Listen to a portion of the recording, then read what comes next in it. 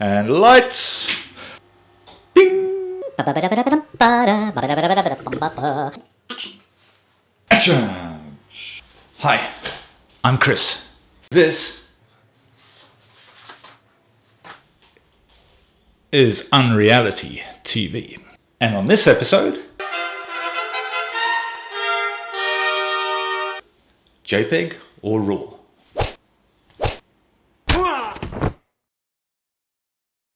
Right, JPEG or RAW. Two file systems. One good, one's terrible. Obviously one's got 3 letters in the suffix and the other's got 4, but there's bigger differences than that. What are those differences, I hear you scream? Speak to us, Master! Speak to us! JPEG and RAW are file systems used by your camera to store the images that you take. The major difference between the two is that JPEG uses what is called lossy file compression, which is a bit of a misnomer because it doesn't compress the data, it discards the data that it doesn't need. Gone. Forever. RAW is different. RAW keeps all that data. And because it keeps that data, the files are huge in comparison to the JPEGs that aren't compressed, but half of which is discarded. Why does it do this? Why does JPEG discard data? Imagine a committee sitting around a table at your favorite camera manufacturer. That committee decides what your photograph should look like. How much contrast? How much sharpening? What saturation? All of that information is decided by this committee. You have a bit of say over the exposure, and you get to decide what the color balance is. But if you get it wrong, you're in trouble because you can't get it back. That is why JPEG stands for Japanese Person's Expert Guess. I'm sorry. Are you breaking up? No, still not there. Hang on a minute.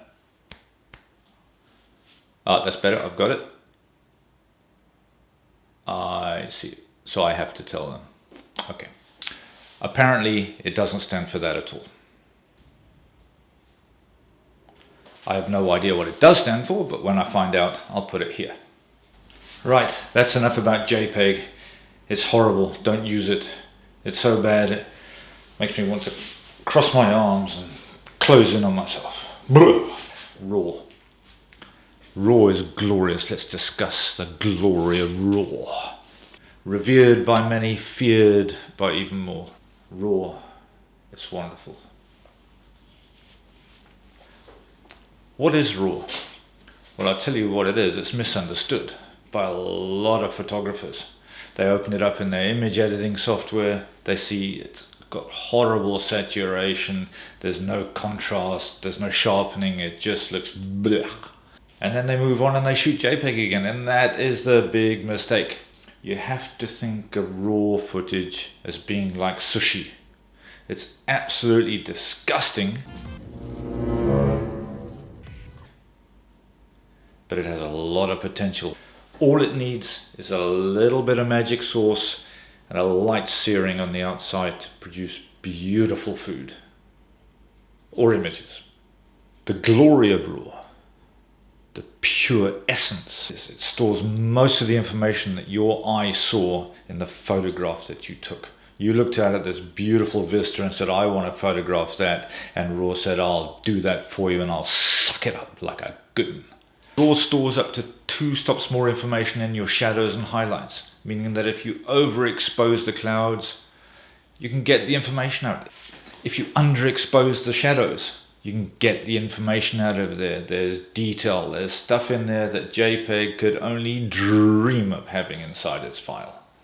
But that doesn't mean it isn't hard work. You have to get it out. You don't just download that file into your computer and say, ooh, that's pretty, because it isn't. It's horrible. But if you open it in your image editing software, then you can do marvels with it. And you don't need Photoshop, you don't need Lightroom. Your camera will have come with software that can do this. It may not be elegant and it may not be perfect and polished, but it'll work. And you know what?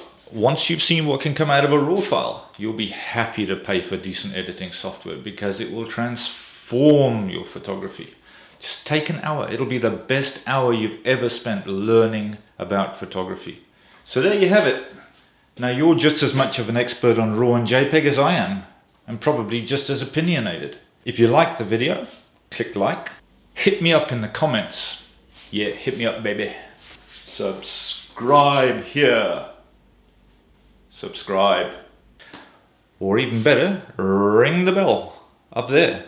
Ding-a-ling, you'll get notifications of when I post a new video. So this one took 3 days to make. My shirt reeks because I had to keep it on for continuity. And I'll see you next time.